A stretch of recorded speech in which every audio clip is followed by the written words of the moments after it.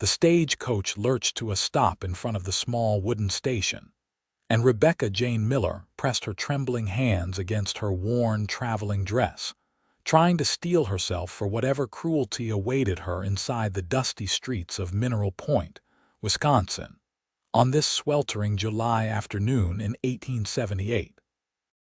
She had answered the advertisement 3 months prior, desperate to escape the suffocating confines of her aunt's Boston home, where she had been treated more like a servant than family after her parents' death from influenza 2 years earlier.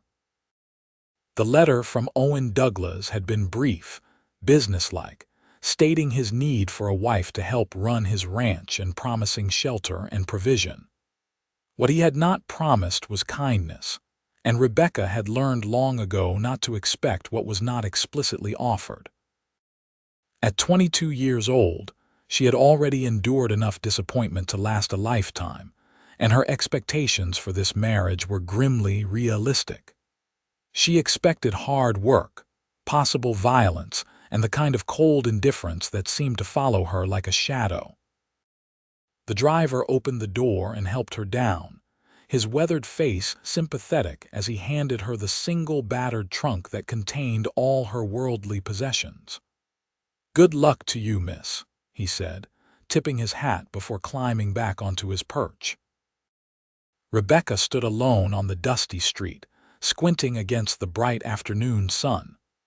Mineral Point was larger than she had expected, with wooden buildings lining both sides of the main thoroughfare. She could see a general store, a saloon, what appeared to be a hotel, and several other establishments she could not quite make out from this distance. Miners and cowboys walked the streets, and she noticed a few women in calico dresses going about their business. The town had grown prosperous from the lead mining that had given it its name, though many of the mines were playing out now, leaving ranching and farming as the primary occupations. "Miss Miller." She turned at the sound of the deep voice and found herself looking up at a tall man with sun-bronzed skin and gentle brown eyes that seemed at odds with his rugged appearance.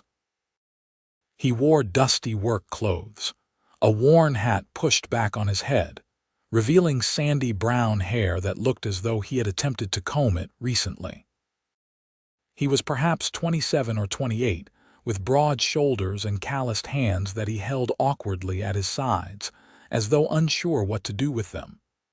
"Yes," she managed, her voice barely above a whisper. "Are you Mr. Douglas?" "Owen Douglas, yes, madam," he said, and to her utter surprise he smiled.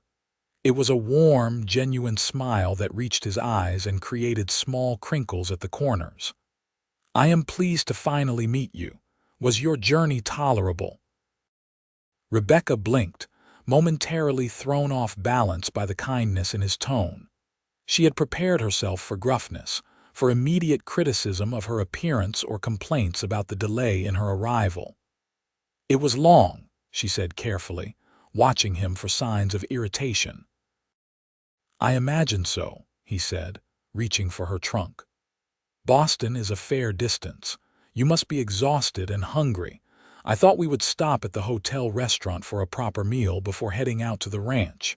It is about an hour's ride, and I did not think you would want to wait that long to eat." She stared at him, searching for the trap in his words. Was this some kind of test? Would he berate her if she agreed, call her greedy or demanding? "I would not want to impose," she said hesitantly. Owen tilted his head slightly, studying her with those kind eyes. "It is no imposition, Miss Miller. You have traveled a great distance to become my wife, and the least I can do is offer you a decent meal, unless you would prefer to head straight to the ranch. I do not mean to pressure you either way." The gentleness in his voice nearly undid her composure. Rebecca felt tears prickling at the back of her eyes and forced them down. She would not cry in the middle of the street like some foolish child. "A meal would be very welcome, thank you," she said quietly. He smiled again and gestured toward the hotel. "Right this way, then." He lifted her trunk easily, despite its weight, and began walking. Rebecca followed, acutely aware of the curious glances from passers-by. She supposed she must look a sight after days of travel, her dark hair escaping its pins and her dress wrinkled beyond redemption. The hotel restaurant was a modest establishment with clean checkered tablecloths and the smell of fresh bread filling the air. Owen held out a chair for her, another gesture that surprised her, and she sat down carefully. He took the seat across from her and removed his hat, setting it on the empty chair beside him. A woman in her 40s approached with a friendly smile. "Owen Douglas, I heard you were expecting company today. This must be your bride." "Yes, madam," Owen said, and Rebecca detected a hint of pride in his voice. "This is Miss Rebecca Miller from Boston. Rebecca, this is Martha Henderson. She and her husband run this hotel." "Welcome to Mineral Point, dear," Martha said warmly. "You have chosen a good man in Owen here. Everyone in town speaks highly of him." Rebecca managed a small smile, unsure how to respond. Owen seemed slightly embarrassed by the praise and quickly asked about the day's menu. Martha listed several options, and Owen turned to Rebecca. "What sounds good to you?" "I am grateful for whatever is available," Rebecca said automatically, the response she had learned to give her aunt when asked such questions. Owen's expression grew thoughtful. "That is very gracious of you, but I genuinely want to know what you would prefer. Do you like chicken, or perhaps beef?" "Martha makes an excellent pot roast." Rebecca looked between them, bewildered by this continued kindness. "The pot roast sounds lovely," she ventured. "2 pot roasts then, please, Martha," Owen said. "And perhaps some of your apple pie for dessert if you have any left." "Made fresh this morning," Martha confirmed before heading to the kitchen. An awkward silence fell between them. Rebecca kept her eyes on her folded hands, waiting for Owen to speak first. She had learned it was safer not to initiate conversation, not to draw attention to herself unnecessarily.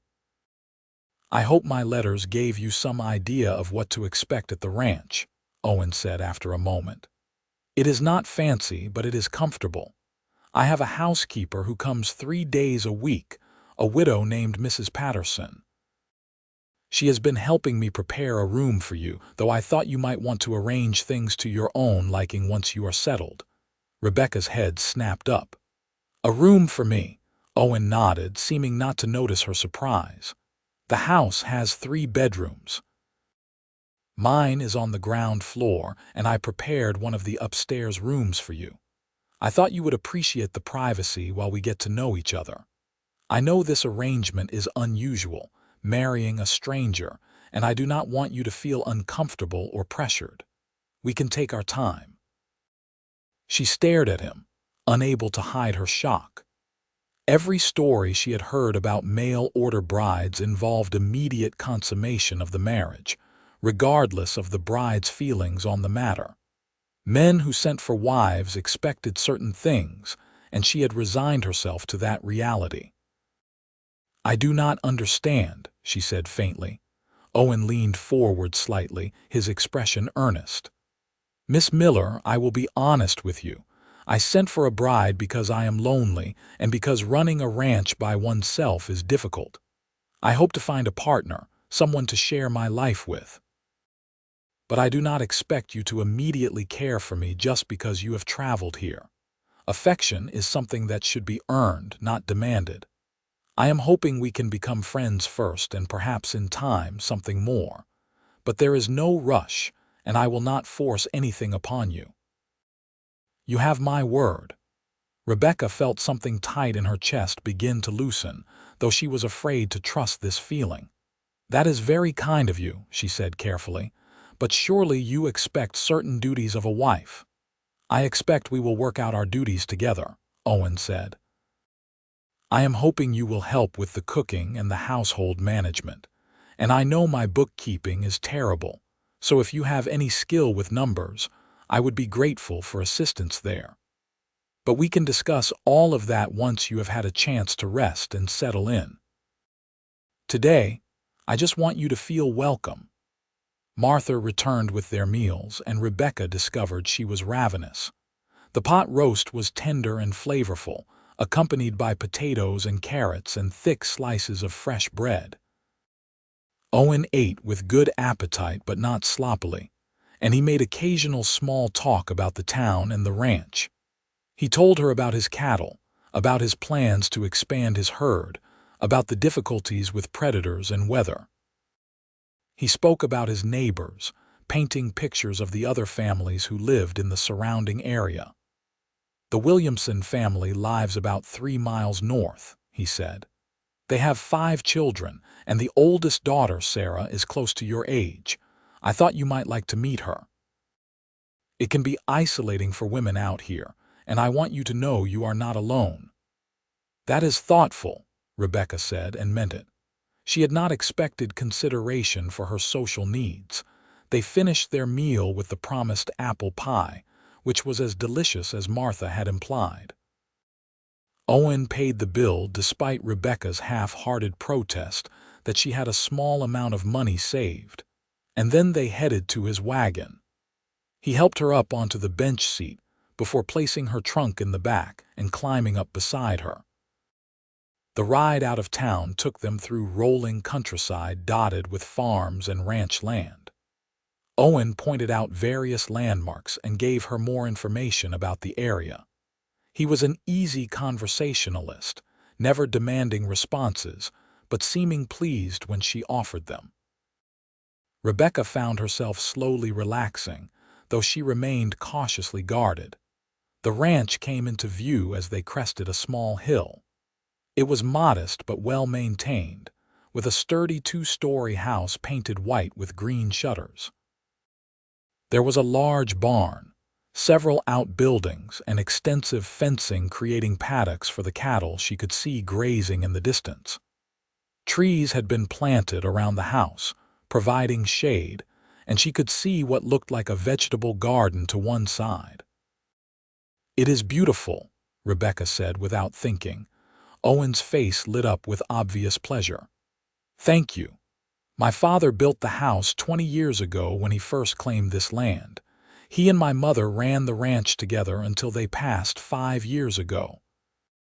My mother went first from a fever, and my father followed 6 months later. The doctor said it was his heart, but I think he simply did not want to live without her. They were very much in love." There was a wistfulness in his voice that touched something deep in Rebecca's heart. "I am sorry for your loss," she said quietly. "Thank you," Owen replied. "They were good people and they taught me well. My father always said that strength without kindness was just cruelty, and my mother insisted that true partnership required respect. I have tried to live by those principles." He brought the wagon to a stop in front of the house and helped Rebecca down.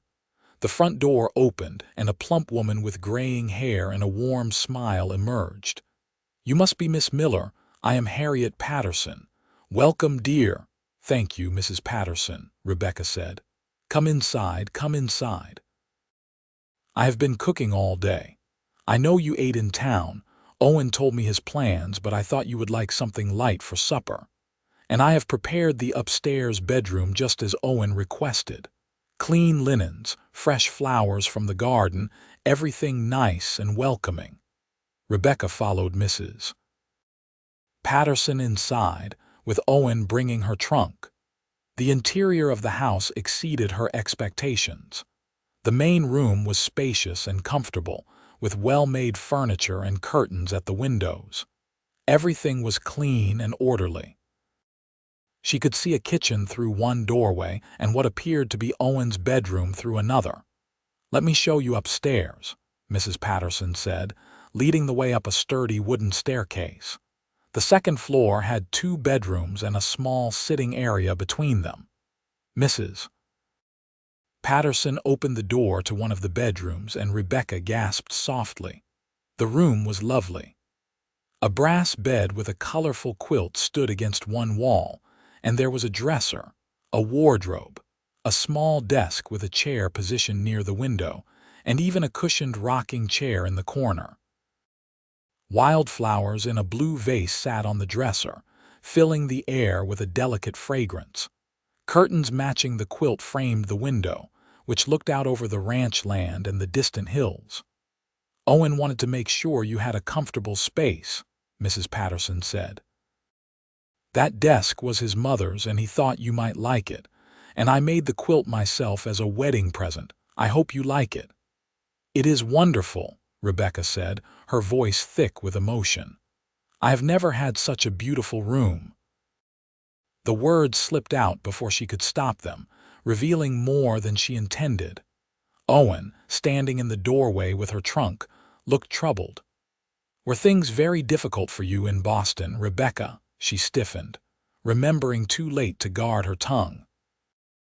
"I was grateful to have a roof over my head after my parents passed," she said carefully. "But you were not treated well," Owen said gently. It was not a question. Rebecca did not answer, and after a moment Mrs. Patterson cleared her throat. "Well, you are home now, dear. Owen will treat you right, I can promise you that. Now I will let you freshen up and rest. There is water in the pitcher on the dresser, and Owen had me bring up some nice soap and towels.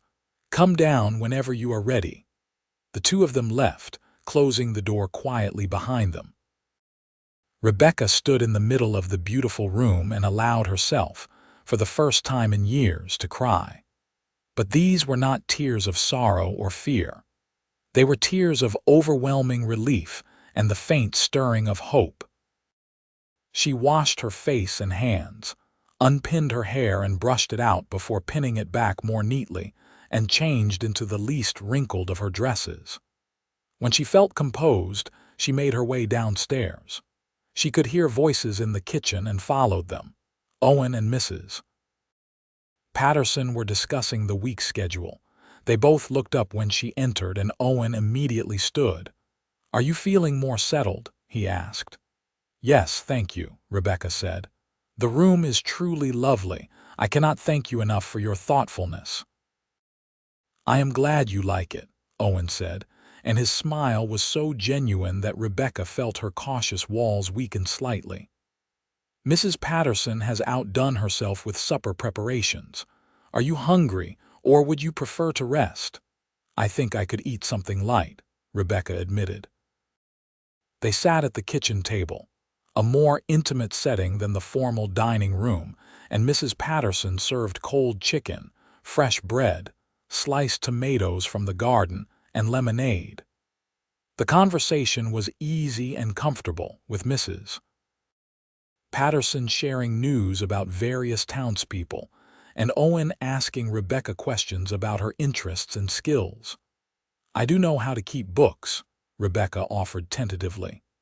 "My father was a shopkeeper, and he taught me numbers and accounting. I also sew reasonably well and can manage a household, though I confess I am only a passable cook." "That is more than I was hoping for," Owen said warmly. "And Mrs. Patterson has already offered to help you with any cooking questions, have you not, Mrs. Patterson?" "Of course. I would be happy to share recipes," the older woman confirmed. "And you will find the women around here are friendly and always willing to help a newcomer." After supper, Mrs. Patterson took her leave, reminding Owen that she would return in 2 days. The sun was setting, painting the sky in shades of orange and pink, and Owen invited Rebecca to sit on the front porch with him. "I thought we should discuss the practical matters," he said once they were settled in rocking chairs. "The ceremony, first of all. I spoke with Reverend Matthews when I received your letter saying you were coming. He can perform the ceremony whenever you are ready. Tomorrow if you wish, or we can wait. I leave that choice to you." Rebecca considered this. "What would you prefer?" she asked. "I would prefer whatever makes you most comfortable," Owen said. "But if you want my honest opinion, I think perhaps we should wait a few days. Give you time to settle in, to see the ranch, to be certain this is what you want.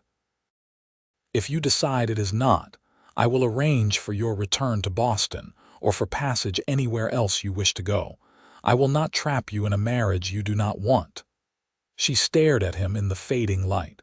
"You would let me leave, even after paying for my passage here?" "Rebecca," he said gently, "I am looking for a wife, not a prisoner. What kind of marriage would we have if you felt forced into it? I want a partner who chooses to be here, who wants to build a life with me. Anything else would be hollow." His words settled over her like a warm blanket. "You are not like any man I have ever met," she said softly. "I hope that is a good thing," Owen replied with a slight smile. "It is," Rebecca said, and realized she meant it completely. "It truly is." They sat in comfortable silence as darkness fell and stars began to appear in the vast Wisconsin sky. Rebecca had never seen so many stars in Boston, where city lights obscured the heavens. Here, they stretched endlessly, beautiful and overwhelming. "I think I would like to wait a few days before the ceremony," Rebecca said finally. "Not because I want to leave, but because I want to be certain I understand what I am agreeing to and what you expect of me." "That seems very reasonable," Owen said. "Take all the time you need." Over the next 3 days, Rebecca began to learn the rhythms of the ranch. Owen rose early before dawn to tend to the cattle and horses. He always made coffee before leaving the house and left it warming on the stove for her. She would wake to find him already gone, working hard in the fields or mending fences or any of the 100 tasks that running a ranch required. Mrs. Patterson arrived on the second day and showed Rebecca where everything was kept in the kitchen, how Owen liked things organized, and shared several simple recipes that Rebecca practiced. The older woman was kind and patient, never critical when Rebecca made mistakes, always encouraging. "He is a good man," Mrs. Patterson said as they worked on bread together. "There are many in town who would have been happy to marry him. Several women made their interest clear after his parents passed. But Owen said he could not court someone he had known all his life, someone who might see him as a catch rather than as himself. He wanted a fresh start, someone who would see him for who he truly is. "I am seeing someone very kind," Rebecca said quietly. "Almost too kind.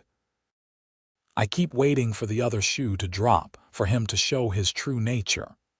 Mrs. Patterson fixed her with a knowing look. "My dear, his kindness is his true nature. Whatever you experienced before coming here, whoever hurt you or made you afraid, that is not Owen Douglas. That man is good through and through, just like his parents before him. You can trust him." Rebecca wanted desperately to believe that. Each day provided more evidence of Owen's consistent character. He never raised his voice, never criticized, never demanded. He asked her opinions about household decisions. He showed her the ranch books and asked if she would look them over when she had time. He introduced her to his horses, including a gentle mare named Daisy that he said would be perfect for Rebecca to ride once she was comfortable. On the third evening, after another pleasant supper, Owen asked if she would take a walk with him. They strolled through the ranch property as the sun set, and he told her stories about growing up here, about his parents, about his dreams for the future. "I want to build something lasting," he said. "I want to have a family, children who will grow up knowing they are loved and valued. I want a marriage like my parents had, built on mutual respect and genuine affection. I know we are not there yet, Rebecca, and that is fine. But I hope we can get there eventually." Rebecca stopped walking and turned to face him. "Owen, I need to tell you something about my past, about why I answered your advertisement." "You do not have to," he said gently. "I do," she insisted. "You have been nothing but honest with me." "You deserve the same." She took a deep breath. "After my parents died, I went to live with my aunt, my mother's sister. I thought she would be glad to have me, that we would comfort each other in our grief. But she resented my presence. She saw me as a burden, another mouth to feed. She put me to work immediately, made me into a servant in her home. I slept in a small room off the kitchen, barely bigger than a closet. She criticized everything I did, told me constantly that I was ungrateful, that I should be thankful she had not turned me out on the street. When your advertisement came to my attention, I saw it as my only escape. I was so desperate to leave that I did not care what kind of man you might be. I expected cruelty because that was what I had known. I thought at least I would have more space, more freedom, even if you turned out to be harsh. Owen's expression was pained. Rebecca, I am so sorry you went through that. No one deserves such treatment, especially not from family. I am telling you this so you understand, she continued. I came here expecting nothing good.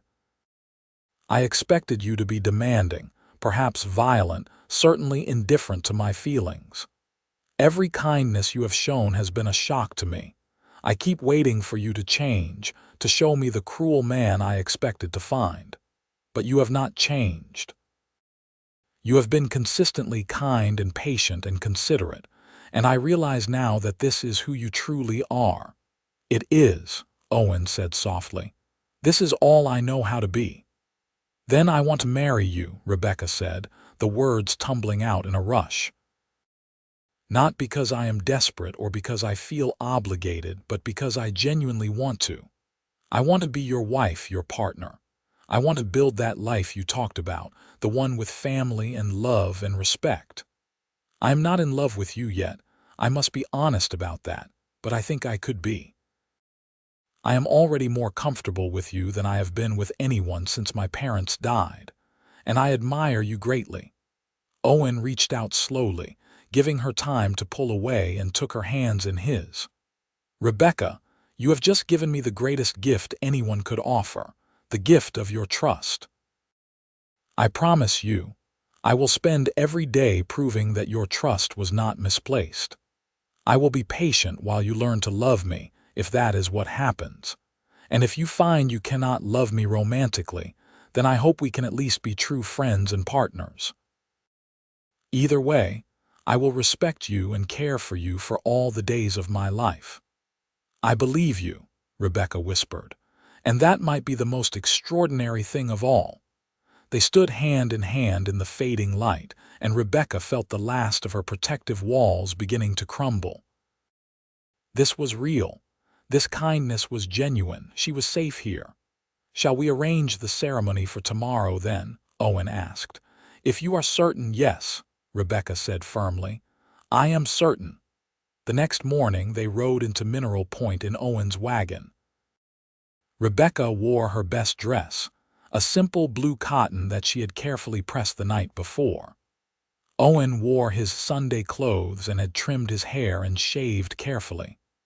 They went first to the church, where Reverend Matthews greeted them warmly.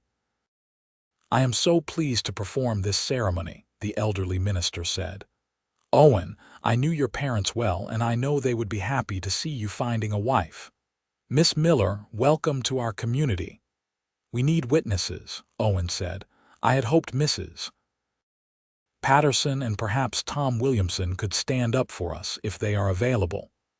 I will send my boy to fetch them, Reverend Matthews said, gesturing to a young man who had been sweeping the church floor. It should not take long. Within 30 minutes, Mrs. Patterson had arrived with her husband, and Tom Williamson appeared with his wife, Margaret, and their oldest daughter, Sarah. Mrs. Patterson embraced Rebecca warmly. I am so happy for you both, she exclaimed.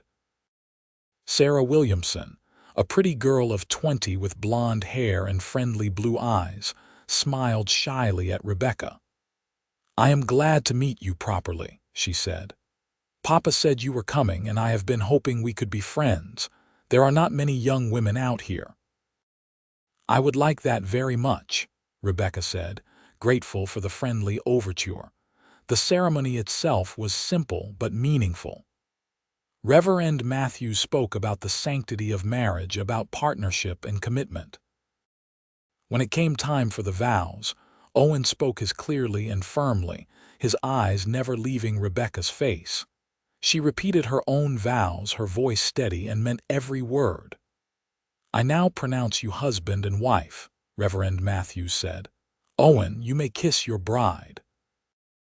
Owen leaned forward and pressed a gentle, chaste kiss to Rebecca's lips. It was brief and respectful, but Rebecca felt warmth spread through her chest nonetheless. This was her husband now. This kind, patient man was her husband. After the ceremony, the small group congratulated them warmly. Margaret Williamson invited them to dinner the following Sunday, and Sarah promised to visit soon. Mrs. Patterson wiped away happy tears and hugged them both again. Even Tom Williamson, a quiet man with weathered features, shook Owen's hand and told Rebecca she had married a good man. They stopped at the land office to register the marriage, and then at the general store, where Owen insisted on buying Rebecca a few small luxuries. A bottle of lavender water, a new hair ribbon, and a box of fancy chocolates. "For my wife," he said with obvious pride, and Rebecca felt her cheeks warm with pleasure. The ride back to the ranch was peaceful. Rebecca kept glancing at the simple gold band Owen had placed on her finger during the ceremony. It had belonged to his mother, he had told her, and he hoped she would not mind wearing it. She had been touched beyond words. "What happens now?" she asked as they approached the ranch house. Owen looked at her thoughtfully.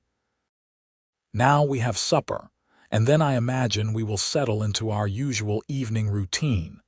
Nothing has to change dramatically just because we spoke vows today. We are the same people we were yesterday, just with a legal commitment now." "But we are married," Rebecca said.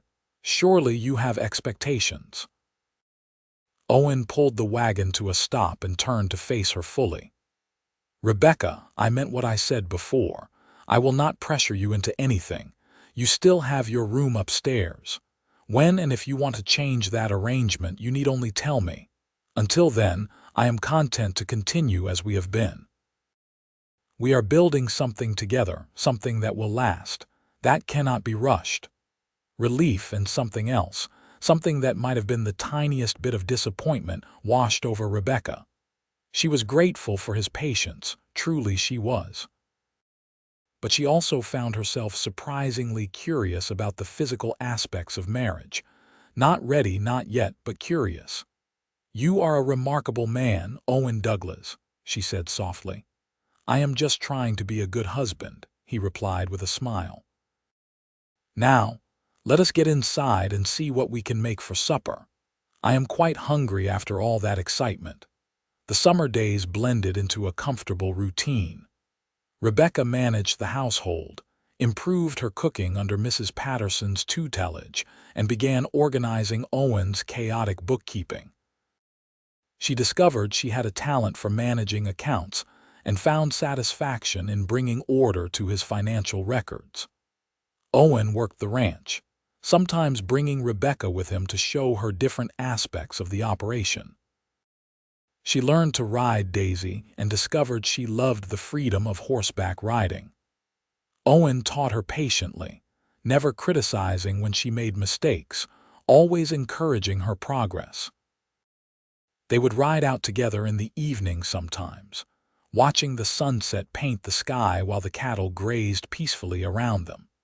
Sarah Williamson became a regular visitor, often riding over in the afternoons to sit with Rebecca while she worked in the vegetable garden or mended clothes. The two young women formed a fast friendship, sharing confidences and laughter. Sarah was engaged to a young man named Peter who worked at his family's farm several miles away, and she loved talking about her upcoming wedding. "You and Owen seem so comfortable together," Sarah observed one afternoon as they shelled peas on the front porch. "Like you have been married for years instead of weeks." "He is very easy to be comfortable with," Rebecca said. "I have never known anyone so consistently kind. Are you happy?" Sarah asked directly. "Truly happy," Rebecca considered the question carefully. "I am content," she said finally. "More than content. I feel safe here, valued. Owen treats me as a partner, not as property or a servant. He asks my opinions and listens when I speak. He has never raised his voice to me, never criticized unfairly. I am learning what it feels like to be respected." "That sounds like the foundation for love," Sarah said wisely. "Peter and I have been friends since childhood, and our love grew from that friendship. I think the strongest marriages are built on friendship first." "When did you know you loved him?" Rebecca asked curiously. Sarah's eyes went soft. "There was not one single moment. It was a gradual realization, like watching the sun rise. Suddenly, I understood that I could not imagine my life without him, that his happiness mattered as much as my own, that I wanted to be the person he came home to every day. One morning I woke up and simply knew."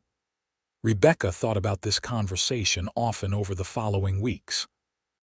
She found herself watching Owen as he worked, admiring his strength and dedication. She appreciated how he always washed up before supper, how he complimented her cooking even when she knew it was not particularly good, how he read to her in the evenings from the newspaper, or from the small collection of books his mother had loved. She also noticed other things. The way his eyes crinkled when he smiled, the gentle way he handled the horses, the sound of his laughter when something genuinely amused him, the calluses on his hands from hard work, the careful way he treated everything she made or did as though her efforts were precious to him. Late one night in August, Rebecca sat at the desk in her room, trying to read by lamplight but finding her thoughts drifting constantly to her husband. They had been married nearly 6 weeks now, and in that time, Owen had never once pushed her for more than she was ready to give. He kissed her good night each evening, always the same gentle kiss on her forehead or cheek, never demanding more. He held her hand sometimes when they walked. He stood close but not oppressively so. He was giving her space to decide what she wanted, and Rebecca realized with sudden clarity that what she wanted was him. She was falling in love with her patient cowboy husband. Perhaps she had been falling all along, so gradually that she had not recognized it. But now, sitting alone in her beautiful room, she understood that Sarah had been right. She could not imagine her life without Owen. His happiness mattered deeply to her. She wanted to be everything to him that he had already become to her. The realization was both exhilarating and terrifying. She had protected her heart for so long, afraid to trust, afraid to hope. But Owen had proven himself over and over again. He had earned her trust, her respect, her admiration, and now her love. The question was what to do about it. She thought about going downstairs right then, knocking on his bedroom door, telling him how she felt. But it was late, and she wanted to be certain of her words. This was too important to rush. Instead, she lay down in her bed and hugged the knowledge to herself like a secret treasure. She loved her husband. Tomorrow she would find a way to tell him, but the next day brought unexpected challenges. Rebecca woke to the sound of raised voices outside. She dressed quickly and hurried downstairs to find Owen standing on the front porch talking to a man on horseback. The stranger was roughly Owen's age, with dark hair and a hard expression. "I am telling you, Douglas, some of your cattle are on my land," the man was saying angrily. "I want them moved today." "Curtis, we have been over this," Owen said with strained patience. "Those cattle are on the open range between our properties. That land does not belong to either of us. It is free grazing." "Everything west of the creek is mine," Curtis Dalton insisted. "My father claimed that land 15 years ago." "Your father filed claim to everything east of the creek," Owen corrected. "I have seen the documents. You do not own the western range, and neither do I. It is open to whoever needs it." "We will see what the sheriff has to say about that," Curtis threatened.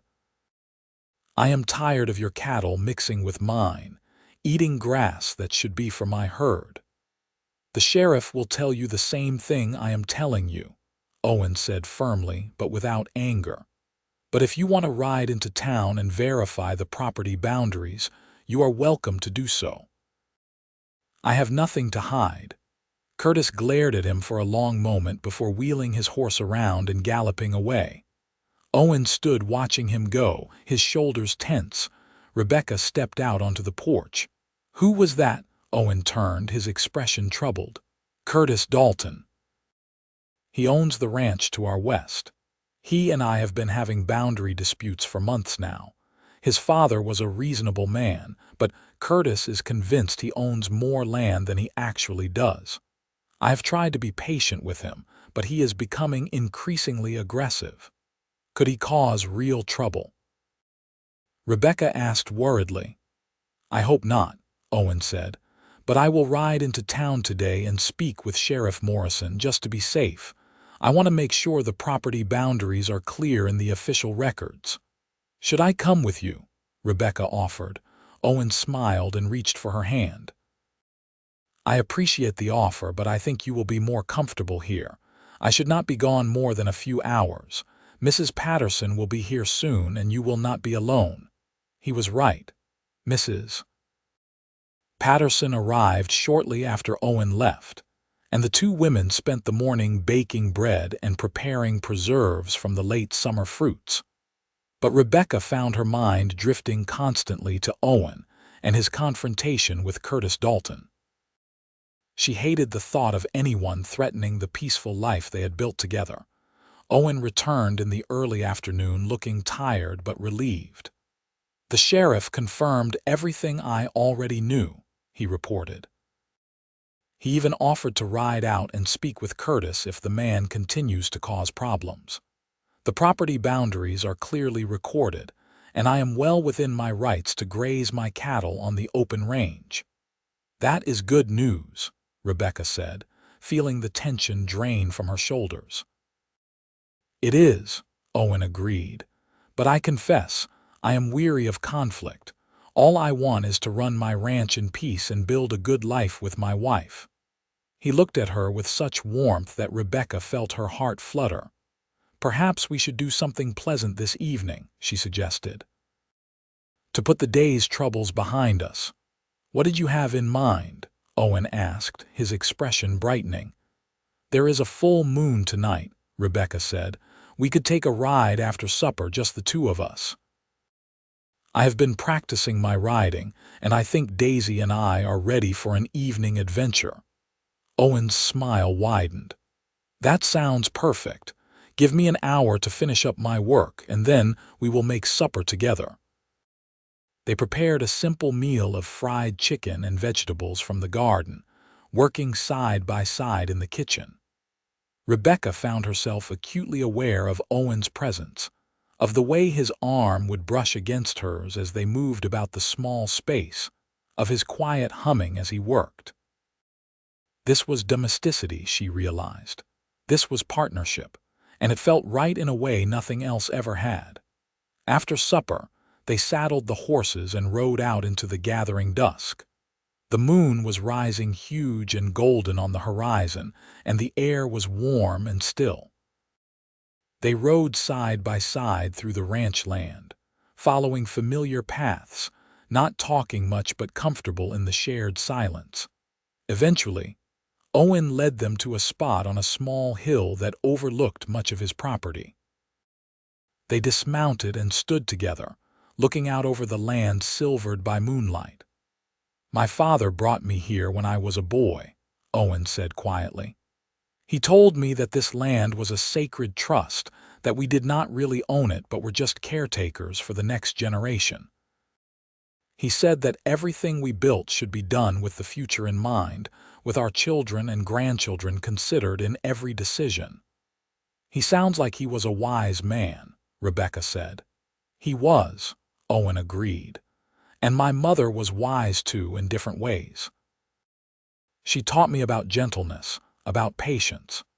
She said that love was not something to be seized or demanded, but something to be nurtured carefully, like tending a garden. You plant the seeds, you water them, you give them sunlight, and then you wait.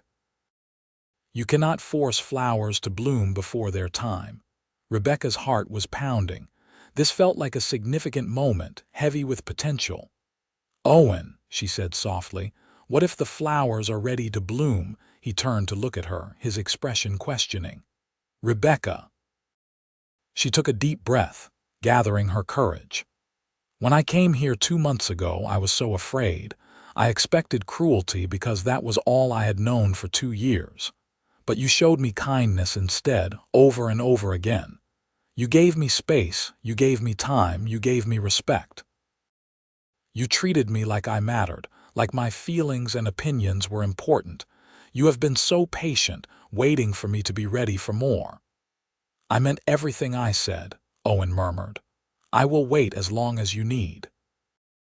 "That is exactly why I do not want you to wait anymore," Rebecca said, her voice trembling slightly. "I have been so focused on protecting my heart that I almost missed the moment when it stopped being mine alone. Owen, somewhere in these past weeks, I fell in love with you. I love your kindness and your patience. I love your gentle strength and your unwavering decency. I love how safe I feel with you, how valued, how cherished. You earned my love slowly, just as you said you would try to do, and now I want to give it to you freely." Owen stared at her, his eyes shining in the moonlight. "Rebecca, do you truly mean that?" "I do," she said. "I love you, Owen Douglas. And if you love me too, then I do not want separate rooms anymore. I want to be your wife in every sense of the word. I am ready." For a long moment, Owen simply looked at her, and Rebecca saw emotions flashing across his face too quickly to name. Then he stepped close and cupped her face gently in his hands. "Rebecca, I have loved you since the day you stepped off that stagecoach looking so brave and so frightened all at once. I loved your courage in coming here alone to face an unknown future. I loved the way you tried so hard to please, even though I could see you were terrified. And I have fallen more in love with you every single day since. Watching you bloom, watching you relax and smile and laugh, watching you become yourself, has been the greatest privilege of my life." Then he kissed her, not the chaste kisses she had become accustomed to, but a real kiss, deep and passionate and full of promise. Rebecca melted into it, wrapping her arms around his neck and kissing him back with all the love she had been hoarding in her heart. When they finally broke apart, both breathing hard, Owen pressed his forehead to hers. "I want to do this right," he whispered. "Let us go home." They rode back to the ranch under the full moon, faster than they had come, drawn by mutual urgency toward the life they were about to fully embrace together. Owen helped Rebecca down from her horse and then swept her up into his arms, carrying her across the threshold of their home as he should have done on their wedding night 2 months earlier. He carried her up the stairs to her room and set her down gently. "Are you certain?" he asked one more time, giving her every opportunity to change her mind. "I am certain," Rebecca said firmly. "I love you and I want to be with you." "I love you too," Owen said, his voice rough with emotion. "More than I ever thought possible." What followed was tender and sweet, and everything Rebecca had never dared to hope physical intimacy could be. Owen was gentle and patient, concerned always with her comfort, making sure she felt cherished and safe. And Rebecca discovered that love transformed everything, turning what she had feared might be an unpleasant obligation into something beautiful and deeply connecting. Afterward, as they lay together in the bed that had been hers alone, Rebecca rested her head on Owen's chest and listened to the steady beating of his heart. "I never knew it could be like this," she whispered. "Like what?" Owen asked, his fingers stroking through her dark hair. "So full of love," she said. "I thought marriage was about duty and obligation. I never imagined it could be about genuine partnership and affection." "It is all of those things," Owen said. "Duty and obligation, yes, but also friendship and passion and building something together. We are going to have a good life, Rebecca. We already do." "We do," she agreed, smiling in the darkness. "We really do." From that night forward, everything changed, and yet nothing changed. Rebecca moved her belongings into Owen's bedroom, transforming it into their shared space. But the comfortable routines they had established remained. They still worked side by side during the day, still talked and laughed together in the evenings, still rode out to watch the sunsets. The difference was the deepening intimacy, the physical expression of the love they both now acknowledged. The rest of August passed in peaceful contentment. Curtis Dalton had apparently taken the sheriff's warning to heart because he caused no more trouble. The cattle thrived on the summer grass. The garden produced abundant vegetables that Rebecca and Mrs. Patterson preserved for the coming winter. Sarah visited regularly, and Rebecca returned the visits, riding Daisy to the Williamson ranch and spending pleasant afternoons with her friend. September brought cooler weather and preparations for autumn. Owen hired 2 ranch hands to help with the upcoming cattle drive to market, and the ranch became busier. Rebecca found herself cooking for a small crew, a challenge she had not anticipated but managed reasonably well. The men were respectful and grateful for her efforts, and Owen praised her constantly for her hard work. One evening in late September, after the ranch hands had retired to the bunkhouse and Rebecca and Owen were alone in their bedroom, she told him the news she had been suspecting for a week. "Owen, I think I am with child." He sat up abruptly, his face transforming with joy. "Truly, you are certain?" "As certain as I can be at this stage," Rebecca said, smiling at his excitement. "I have missed my monthly courses and I have been feeling queasy in the mornings. Mrs. Patterson noticed and asked me about it yesterday. She thinks it likely." Owen pulled her into his arms, holding her close. "This is wonderful news, the greatest news. Oh, Rebecca, you have made me so happy." "I am happy too," she said, and it was true. The thought of having Owen's child filled her with joy rather than fear. This baby would be born into love, would be wanted and cherished. "I will need to see the doctor in town to confirm everything, but if Mrs. Patterson is right, I think the baby will come in late May or early June." "Then we have all winter to prepare," Owen said, already planning. "We will need to set up the other upstairs bedroom as a nursery, and I should build a cradle. My father built one for me, and I always thought I would build one for my own child." His enthusiasm was infectious, and Rebecca found herself caught up in the planning. They talked late into the night about names and futures, about the kind of parents they wanted to be, about the family they were creating together. The next week, Owen took Rebecca into town to see Dr. Harrison, an elderly physician who had delivered most of the babies in the area for the past 30 years. He confirmed what Rebecca already knew. She was indeed pregnant, probably about 2 months along, and appeared to be in good health.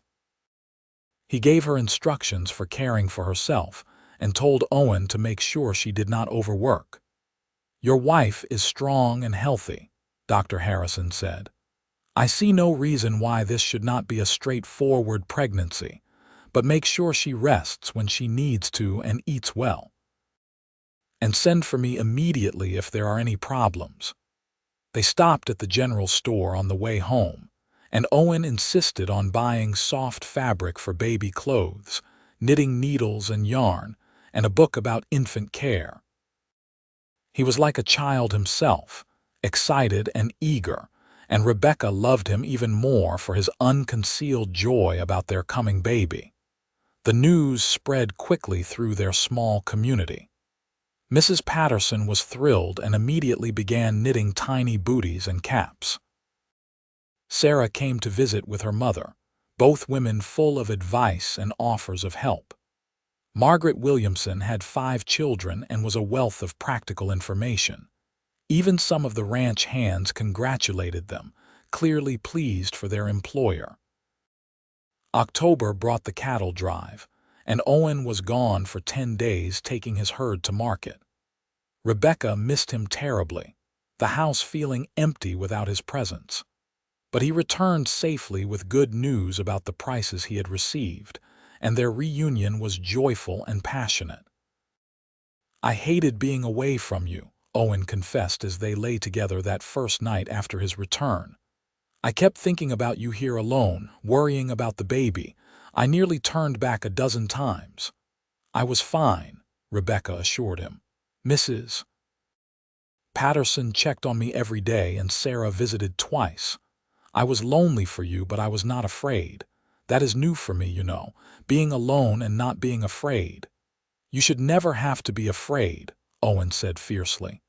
"Not ever again." Winter arrived with snow and cold winds, transforming the ranch into a white landscape. The cattle huddled in the shelter of the barn and the windbreaks Owen had constructed. Rebecca stayed warm inside, spending her days sewing baby clothes, reading, managing the household accounts, and planning for spring. Her pregnancy progressed normally, though she tired more easily and Owen insisted she rest frequently.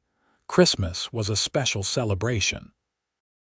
Owen cut a small evergreen tree and brought it inside, and they decorated it with strings of popcorn and dried berries. Sarah and her family came for Christmas dinner, bringing gifts and laughter. Rebecca felt surrounded by love and friendship in a way she had never experienced before. This was what family should feel like, she realized. This warmth, this acceptance, this joy. On Christmas night, after their guests had left and they were alone by the fire, Owen gave Rebecca a small wrapped package. Inside was a beautiful locket on a gold chain. When she opened it, she found tiny portraits painted on ivory, one of Owen and one space left blank. "That space is for our baby," Owen explained. "Once the little one arrives and we can commission a portrait.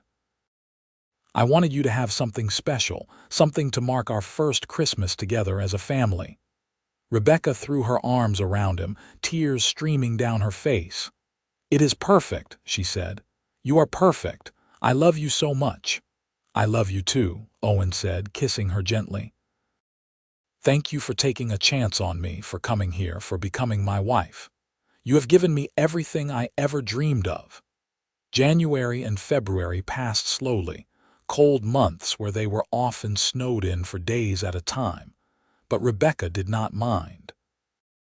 She was content in their warm house with her husband, reading together by the fire, talking about their future, feeling their baby move inside her. Owen was constantly attentive, bringing her tea, rubbing her sore back, talking to her growing belly. "I cannot wait to meet you," he would say to the unborn child. "Your mama and I have so much to show you, so much love to give you." March brought the first hints of spring and Rebecca's increasing discomfort as her pregnancy advanced. She was large now, her belly prominent, and simple tasks had become challenging.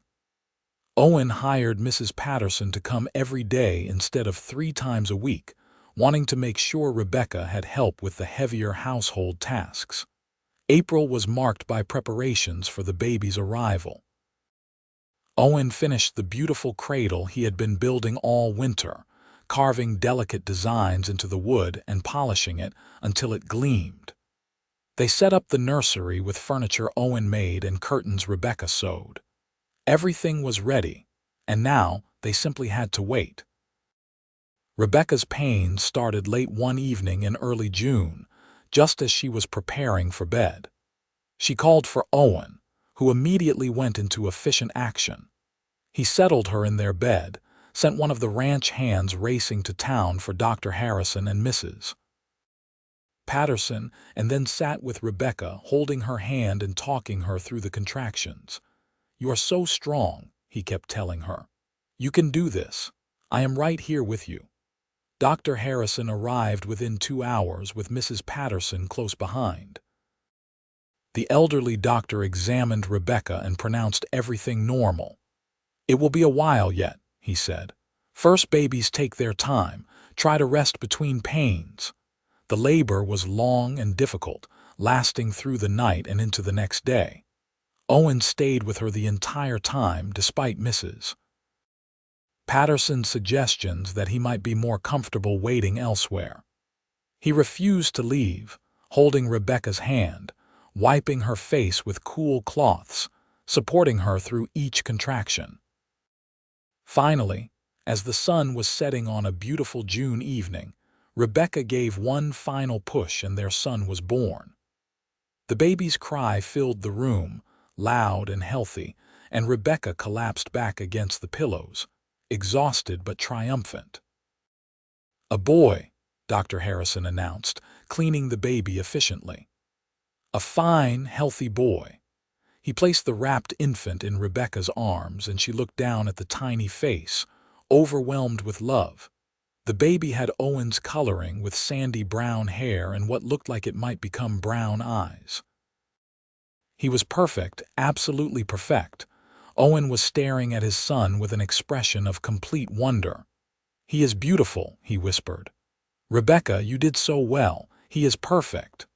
"Would you like to hold your son?" Rebecca asked, and Owen nodded, taking the baby carefully into his arms. The tough, capable cowboy looked terrified holding the tiny infant, but also completely besotted. "Hello there, little one," he said softly. "I am your papa. I have been waiting so long to meet you." "What shall we name him?" Rebecca asked. They had discussed several options but had not settled on anything definite. Owen looked at her, his eyes shining with tears. "What do you think of James? It was my father's name and he would have loved this baby so much." "James Douglas," Rebecca said, testing the name. "I think it is perfect." "Hello, James. Welcome to the world." Dr. Harrison finished examining both mother and baby, pronouncing them both healthy, and then left with instructions for their care. Mrs. Patterson promised to return the next morning to help with the household tasks and the new baby. And finally, Owen, Rebecca, and baby James were alone in their bedroom. Owen settled onto the bed beside Rebecca, and they both looked down at their sleeping son. "I cannot believe he is really here," Owen said softly. "Our son, our family." "I know," Rebecca said, leaning her head on Owen's shoulder. "A year ago I was living in my aunt's house, miserable and hopeless. I could not have imagined this. I could not have imagined you or this home or this beautiful baby. You gave me everything, Owen." "We gave each other everything," Owen corrected gently. "You took a chance on an unknown future. You were brave enough to hope, to trust, to love. This life we have, we built it together."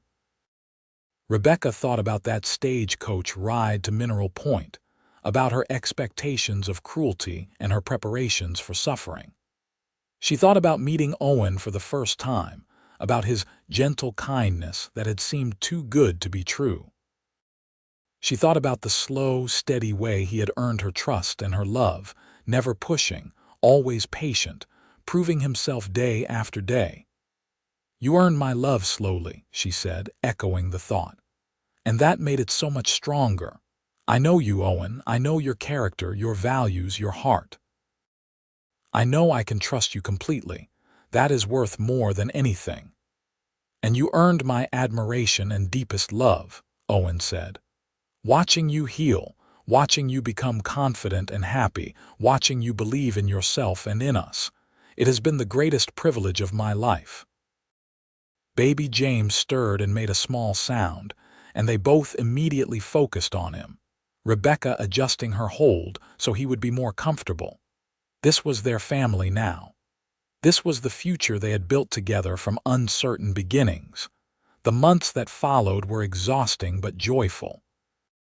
Baby James was a good baby, healthy and growing quickly. Rebecca recovered well from the birth, and Owen was a devoted father, always eager to hold his son, to walk with him when he was fussy, to help with nighttime feedings. They had settled into new routines that included caring for an infant, but the underlying foundation of their marriage remained strong.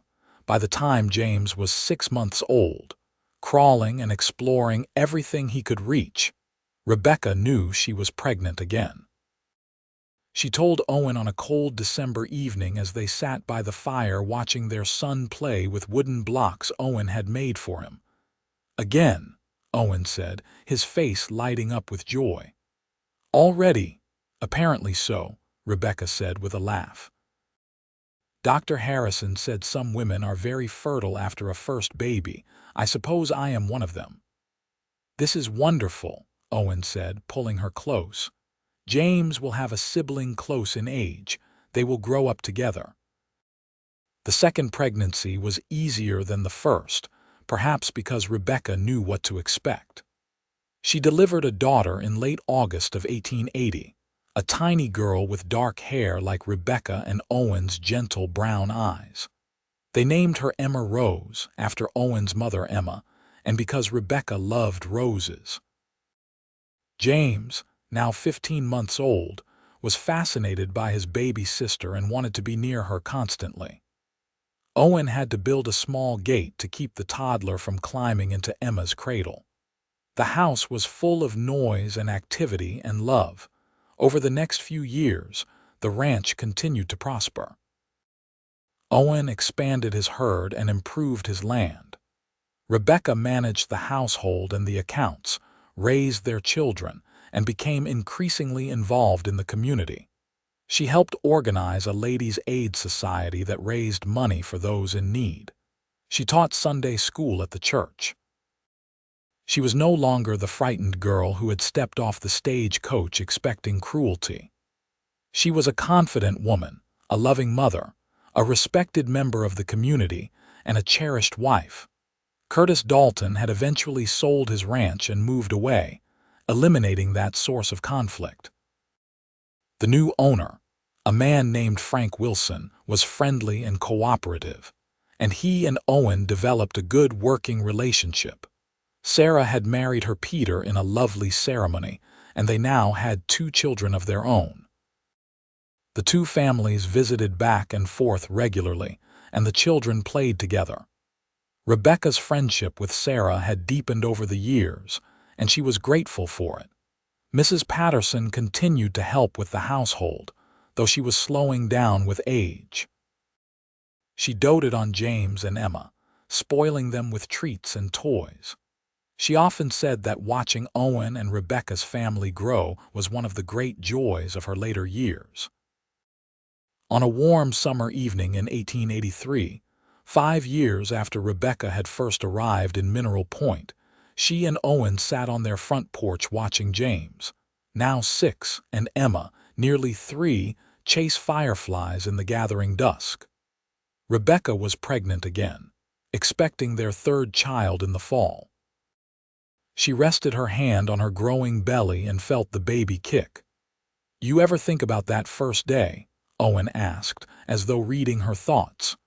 "When you stepped off that stagecoach looking so frightened?" "Sometimes," Rebecca admitted. "It seems like a lifetime ago." "I was a different person then." "You were always yourself," Owen said gently. "You just needed to be safe enough to show it. I am so grateful you chose to stay, that you gave me a chance to prove myself." "I am grateful you were patient enough to wait for me to be ready," Rebecca said. "You could have demanded more, could have insisted on your rights as a husband, but you gave me time and space to heal. That gift of patience made all the difference." Owen reached for her hand, lacing their fingers together. "I would wait 100 years for you," he said simply. "You are worth any amount of patience." Rebecca looked at their children playing in the yard, at the ranch they had built together, at the life they had created. She thought about the long journey from Boston, about her expectations of hardship and her preparation for cruelty. And she thought about what she had found instead: kindness, respect, partnership, and a love deeper and stronger than anything she had imagined possible. "I love you," she said, the words feeling both familiar and endlessly meaningful. "I love this life we have built. I love our family. I love everything we are together." "I love you too," Owen said, his voice thick with emotion. "More every day. You and our children are my entire world." They sat in comfortable silence as darkness fell and the stars came out. James brought Emma back to the porch, both children tired from their play. Rebecca gathered Emma into her lap while Owen lifted James onto his knee. They sat together, the four of them soon to be five, a family bound by love and commitment and the patience to earn what mattered most. Their third child, another son they named Daniel, was born in October of that year. The birth was quick and easy, and Daniel proved to be a calm, content baby who rarely cried. James and Emma were delighted with their new brother and helped Rebecca care for him as much as 6- and 3-year-olds could. The years continued to pass, marked by the changing seasons and the growing children. James grew into a thoughtful, serious boy who loved the ranch and followed his father everywhere, learning the business from the ground up. Emma was spirited and creative, always drawing or making up stories. Daniel was the peacemaker, sweet-natured and kind to everyone. In 1887, Rebecca delivered twins, a boy and a girl they named Matthew and Margaret. The house was bursting with noise and activity, 5 children ranging from 9 years to newborn. Owen had to expand the house, adding more bedrooms and a larger kitchen. The ranch was prosperous enough to support the large family, and they lacked for nothing. Rebecca sometimes marveled at her life, at the abundance of love and joy she had found. She thought occasionally about her aunt in Boston, wondering if the woman had ever regretted her cruelty. But those thoughts were fleeting. Rebecca had no room in her heart for bitterness or anger anymore. She had been too blessed, too loved, too happy. On her 30th birthday in 1886, Owen gave her a beautiful leather-bound journal. "I thought you might want to write down our story," he said. "For the children and for their children, so they know how we started, what we overcame, and how we built this family." Rebecca took the journal and ran her fingers over the smooth leather. "That is a lovely idea," she said, "though I hardly know where to begin." "Begin with the truth," Owen said. "Begin with a frightened girl stepping off a stagecoach, expecting cruelty, and a lonely cowboy hoping for partnership. Tell them how we found each other, how we learned to trust, how we built something lasting from uncertain beginnings." So Rebecca began to write, chronicling their story in the evenings after the children were in bed. She wrote about her arrival in Mineral Point, about Owen's unexpected kindness, about the slow building of trust and affection. She wrote about their children, about the ranch, about the community they had become part of. And she wrote about love, about how it could be earned slowly through patience and consistent kindness, and how that made it stronger than anything demanded or forced. The years rolled on. James grew into a fine young man who took over more and more responsibility on the ranch. Emma developed into a talented artist whose paintings hung on every wall of their home. Daniel became a teacher, working at the small school in Mineral Point.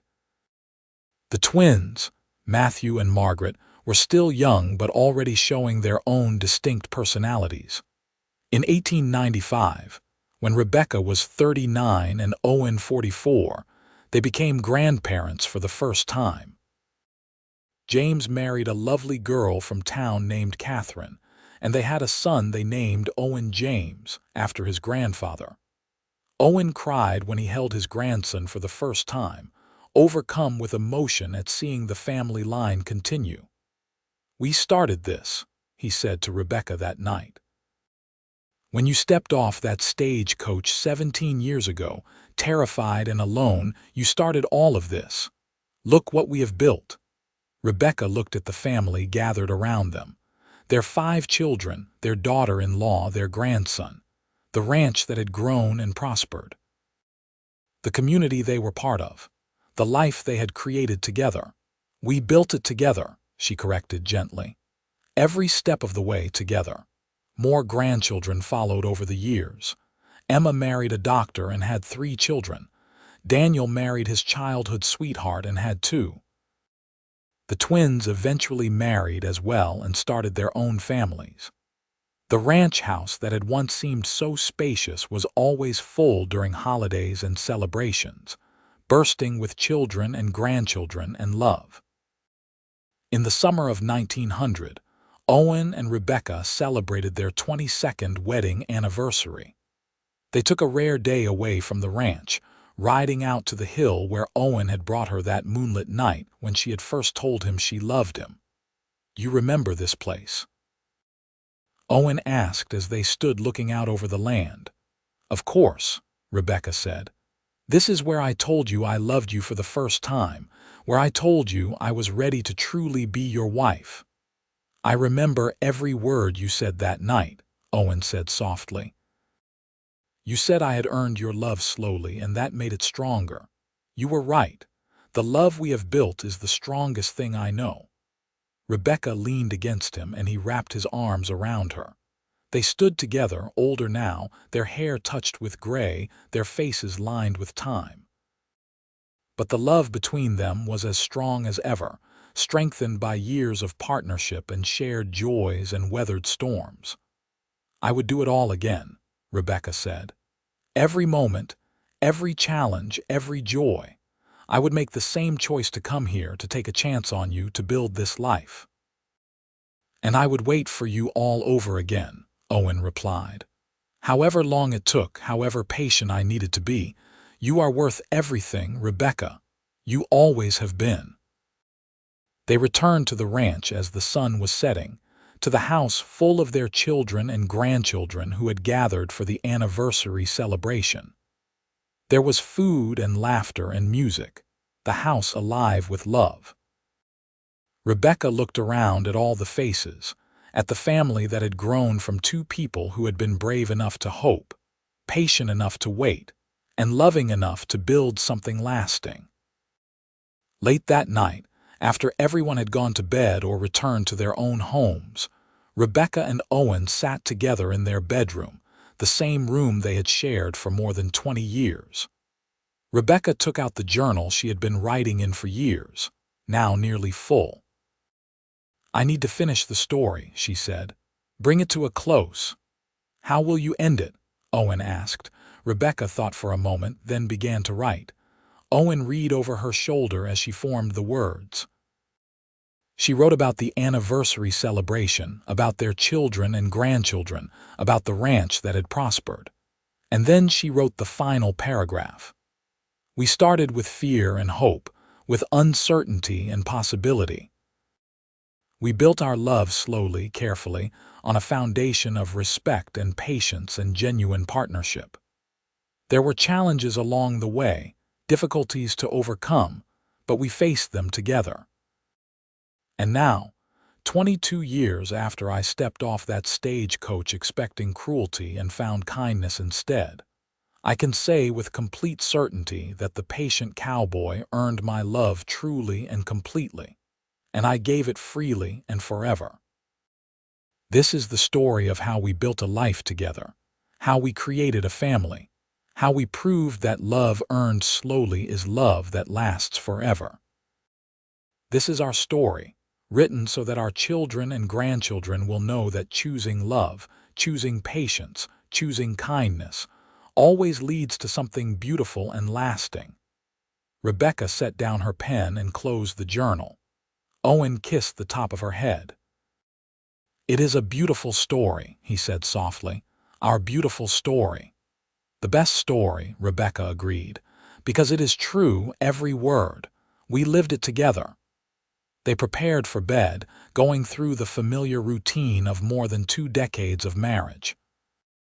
And as they settled under the covers, Rebecca reflected on the miraculous journey that had brought her here. From the depths of despair in Boston to the heights of joy in Mineral Point. From expecting cruelty to finding endless kindness.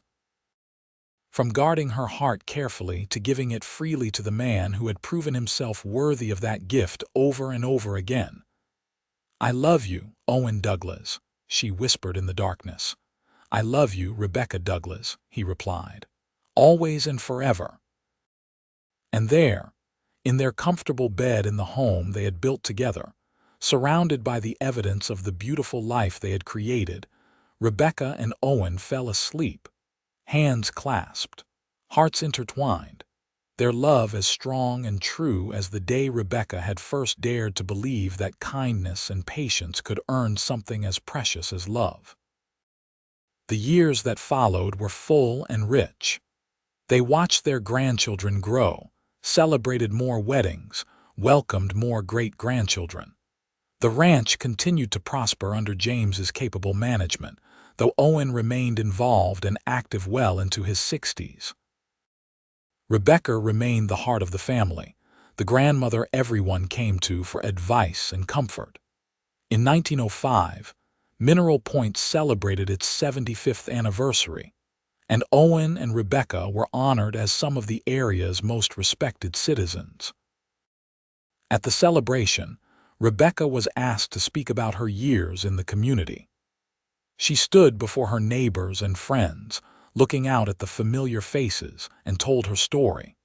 She spoke honestly about arriving as a mail-order bride expecting hardship and finding love instead. She spoke about Owen's patient kindness, about building a marriage on respect and partnership, about the importance of community and family. "I came here expecting nothing good," she said, her voice clear and strong, "but I found everything good. This town, this community, and especially my husband, showed me what it means to be truly valued and loved. My hope is that everyone here, everyone listening, remembers that patience and kindness can transform lives. They certainly transformed mine." The audience applauded, and many women came up to Rebecca afterward to thank her for her honesty and her inspiring story. Several young women who were contemplating their own futures told her that her words had given them hope and courage. That night, Owen told her he was proud of her. "You have touched so many lives, Rebecca, not just our children and grandchildren, but this whole community. You have shown people what it means to be strong and brave and loving." "I learned from the best," Rebecca replied, taking his hand. "You showed me what those things looked like, Owen. You were my teacher in kindness." They grew old together, their hair turning white, their steps slowing, but their love never diminishing. They remained devoted to each other, still holding hands when they walked, still sitting together on the front porch in the evenings, still sharing the small intimacies of a long and happy marriage. In the spring of 1918, Owen fell ill with pneumonia. Rebecca nursed him devotedly, but at 73, his strength was no longer what it had been. Their children gathered around them, and Owen held Rebecca's hand as he had always done. "I have had the best life," he told her, his voice weak but clear. "You gave me everything, Rebecca. You made every day worthwhile. You gave me everything first," Rebecca said through her tears. "You saved me, Owen. You showed me what love could be." "Then we saved each other," Owen said with a faint smile. "That is what love does, I think. It saves us."